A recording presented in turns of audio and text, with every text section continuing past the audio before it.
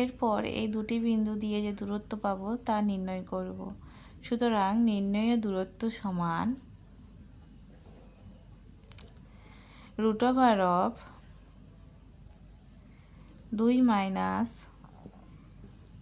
5² 2 minus 5 whole square plus 3 minus 7 whole square সমান আমরা কি পাচ্ছি? সমান √2 মাইনাস 3² প্লাস মাইনাস 4²।